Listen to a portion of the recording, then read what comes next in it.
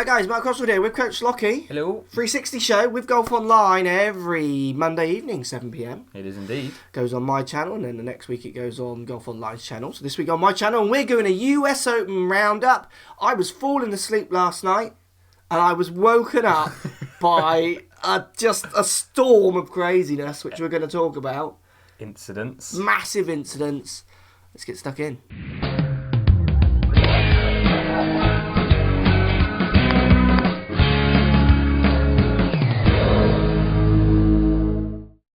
Right, Matt, US Open winner Dustin Johnson. I think the whole world is happy. Someone out of the two of us predicted, DJ. Oh. Don't like to talk about it. Phil let me down, didn't he? Phil. Where did he come? I don't know, did he make the cut? No, he missed it. Did he? Yeah. So DJ winning in spectacular style. I think everyone agrees. Apart from Saturday, he was the best player, really. Yeah, he played excellent, didn't he? And stats were pretty impressive, yeah, weren't they? absolutely. His stats are often impressive, aren't Driving they? it miles, Yeah. hitting lots of greens and reg, putting same as the field, basically. So Took the course on. yeah, he did. When he back didn't off, take did the course on, he hit it in the concession stand, didn't he? Yeah. Knocked someone out. So on the second, on Saturday, it's in the concession stand. And on the Sunday, in the hard day, I'm just getting on the green. Yeah, why not, eh? Because old Jason was a bit sensible on the At the irons start, and then he started turning it around. Yeah, it's interesting how, and that takes us on to the course. I mean, lots of reports about the course on social media from normal people, us, Joe Blogs people, not the tour pros, talking about is the course fair, was quite a lot of things. The overwhelming tweets and messages from players that I kept seeing was just what a great course it is. What an amazing course, yeah. The odd pin position mode, second on the final day. I think I saw a tweet from Rory saying that he thought it was unfair. Yeah. But they all played the same pin and just chuck it a bit further. But I mean, Rory knows better than me. He's played it. But I think the overwhelming message was how great the course is. And it looked great on TV as well, Does. didn't it? It was just amazing. Good week. That massive road going through the middle of it. Yeah, that's different, isn't it? Like the tee backs right onto it, and this is like one of the best country clubs in America. It's on a motorway. I mean, if we filmed there, all that happened is everyone would just mow going, "What's that noise in the background?" Yeah. Is that a plane going over? And there's a massive motorway. Just like, I didn't build this course. Just that 8-lane road next to us. So the course, I think, was a winner. Oh yeah, 100%. Yeah. You had Andy Sullivan with his 6 swans. We were rooting for Andy. Saturday. Yeah. Oh mate, Andy. He was just flying, and then just slightly tailed off. And then also final day we had Lee Westwood. What on earth was when are the USGA looking into that? Review the video footage of that. Poor Lee. Or whatever he was. Just one of those days where you just everything he did was rubbish. Yeah, Andy beat him. Did you see one shot from Chris Wood in the whole week? He finished tied 23rd, by the way. Chris Wood, Team UK England. And Ben Ben, not one shot. No, they're very selective, aren't they? Graham McDowell, where did he finish? Tied 18th. Tied 18th, yeah. Lee Westwood must have finished 7 over plus, didn't he? Bryson tied 15. Didn't see him on the last day. He didn't do it. It is funny, isn't it? They literally just picked the top 5. And it was funny as well. Jim Furyk finished 2nd, and we saw him on the 17th green when he went to 1 under. Yeah. He's Nice even a one. US guy. Yeah, exactly. So they it was funny, the old coverage, absolutely, isn't it? They picked to choose and what. So you had also then the main talking point. Oh dear. The incident. Serious incident. Still slightly confused with a series of events from that incident. One, I mean, I've not really looked this morning, but it was a penalty. He got issued a penalty stroke. Because he apparently made the ball move. But then didn't replace it. No. So I guess that's what he's being penalised for, not replacing it, not it moving, is it? He's got to replace it. I guess it's the same thing, really. Yeah. Because he didn't replace it, did he? No, because Shane Lowry, he moved his ball and then had to replace it and had a shot penalty, didn't he? Yeah. But I mean, the shot penalty was amazing because, well, 2 things, and you can all post down below. What do you think? I don't see how it is a penalty. How does a ball move backwards? I don't see where the line stops where he's made his ball move by his putting stroke, or practice stroke, basically, isn't he? That's what I'm seeing it as. Yeah, absolutely. Because his putter was behind it, hovering, and then it moved towards his putter. Yeah. How's he made that move? Magic.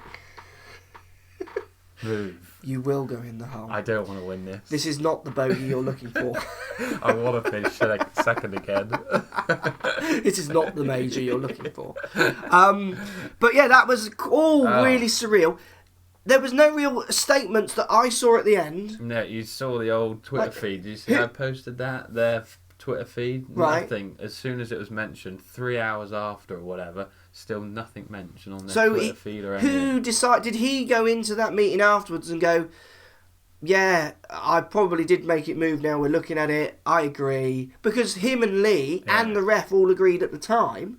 There's nothing Which wrong. is, if you haven't got TV cameras there, so when we're playing in tournaments, it's up to us and our playing partners to decipher rules. I mean, the worst case scenario, you played a 2-ball situation because no one knows the rule. We just stand there waiting for a ref to come over, which we have at some of our tournaments. I've played for years, but we used to. And then a decision is made there and then. And then that leads us on to the next point. Lots of people, the top guys on telly, on Twitter, Rory and what have you, saying, like, why are they not stopping and sorting this out? Yeah, because which I understand. everyone else, Because I do also feel we were stole a bit of our celebration. He kind of punched and then stopped, like thinking, have I won this, but now I know the USGA seem to not want me to win this. It was all weird, wasn't it? It was so odd. And it was so annoying that it was literally like 2 hours of questionable stuff, like not talking about how well everyone's playing and like doing on the course it's really hard and stuff like this, but it was literally just 2 hours of has he got a shot penalty or not? So, I tweeted saying, can I ask that question anymore in this 2 hours? I don't know. I posted the tweet saying, I don't really know what I'm watching anymore. Exactly. It was a bit like my tweet. Is this a game that's not a game? Shall I go and join it? I'll probably win.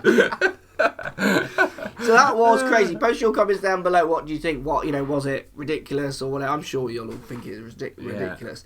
And that leads us on to Shane, because you had 2 hours also of the commentators constantly going on about how it was affecting Shane. Yeah. This isn't fair. And straight after in his interview, you could see he was looking into. I free putted. Was it 3 times on the trot? You can say what you like. I'd let that go. That was me. Why did I let that go? I'm disappointed. I can win these. It was like a realisation that I can win majors. Yeah. I was in a position to win. I've let a lead go. Because he's won a WGC, absolutely, which is great. But now contending in that sort of situation, that just shows that he's up there with the best, and now he believes it. And you could see that in the interview, where unfortunately the commentators just want to hark on about how it's affecting him when they don't even know. That made me a little bored of what they were saying. It was quite interesting. I think he might be one to watch the Open next month now. Absolutely. That, I mean, Shane's always been one to watch, isn't he? Really, he won as an amateur. He's just class. Irish. He's always been a one to watch from Matt as well, because him and Matt don't really get on that way. They kind of, I don't know. He's a lovely guy. I really like Shane, but Matt is like, oh Matt, oh look. What do you say? You and Shane. Huh? Oh, that's nasty. Sorry, bro. And then you had the presentation at the end, and presentation in golf events. Golf events that I've played in and you've played in are always slightly weird. Yeah. But then to televise them, I mean, I think you could make a new YouTube channel from it. You could just go around the world televising because they're so awkward, aren't they? A few funny points.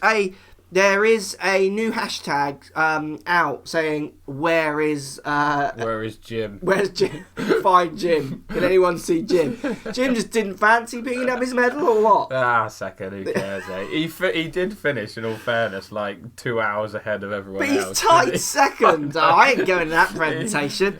I'm going Chinese tonight. He's probably at the next tournament already. I'm not going back for that. Oh, Jack's turned up to give me a medal. Nah, sod it. Where's Jim gone? Not there. So funny. That was funny. And then Dustin, and I love Dustin. I love Dustin on many levels. Great player, great athlete, as they say. And he is. His body is amazing. He's massive, and he's lean, and he can move his body fast. If he was a tennis player, he'd have the biggest serve in the game. Yeah, he would compete at any sport that he wanted to do. Absolutely. Yeah. But he always looks a little bit like a rabbit in the headlights when you shoot that camera at him and he's not got the golf club in his head. Yeah.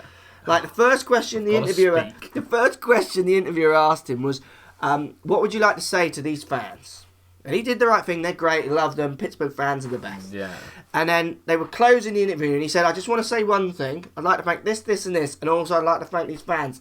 You've done that already, Dustin. It was the first question, mate. But obviously, I mean, he's nervous. I'm just joking. But it was so funny. Yeah. He's so lovable because he seems a little bit simple. Yeah. Not simple, like just a little bit like golf. Just was his, golf and fun stuff. And his lovely lady. But there you go. What a US Open. Oh, yeah. It was Sergio great. up there again. Oh, will Sergio or Lee ever win one? Kevin Na, did he even play? Yeah, he was tied 7th. Yeah. Jason Duffner, did he play? Yeah, he was tied 8th. Like, why? We're not allowed to watch. We watched Jason Day, yeah, tied 8th. Lingmerth, Summer Hayes. Koepka we watched a bit because he was going a bit mental on one a day. He didn't finish 2 under on the day. Yeah, I know. That's that course all over, isn't it? Zach Johnson, was he even playing? He was playing the first 3 days. I don't think he played the last day, did he? I think he went home. Oh no, finished tied 8th. No point watching them, is there? You can't blame Sky for that. They're getting the pictures from America. They can't get them to send them new pictures. They're just buying them, as I understand, from America. There you go. US Open. Post comments down below. What do you think? It was a great tournament. I love the US Open. Yeah.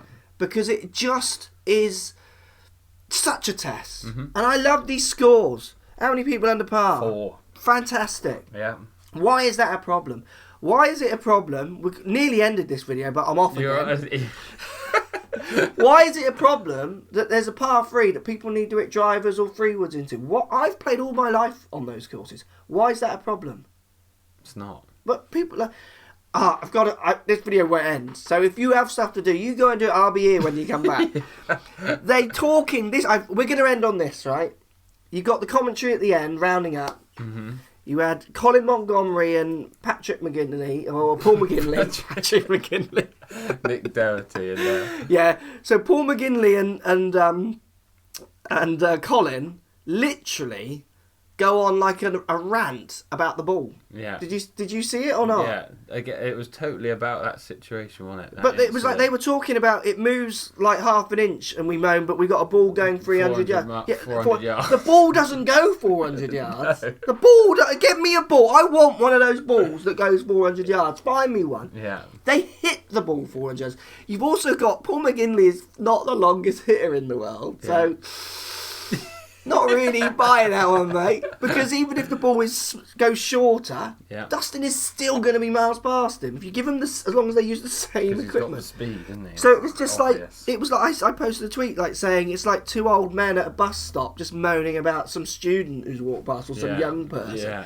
It was like, what are we doing? We're like, the ball doesn't go 400 yards. Mm-hmm. Some people, a small amount, hit the ball 400 yards. What I find funny on a course which has got massive undulations and is bone dry. What's funny as well, I hit some shots 350 yards. I don't hit 350 yards. There's Go on, man. 288 yard par 3 that they're hitting driver into. You go to your Sunday Stableford at the weekend, there's a 200 yard par 3 that nearly 50% of the amateurs are hitting driver and not reaching. Yeah. There's these balls that go 400 yards! I want a ball! Half an inch! It was so weird. Like, they just lost it. Yeah. On that one point. It was very funny. The video needs to end, but I've still got more to say, but I think it should just...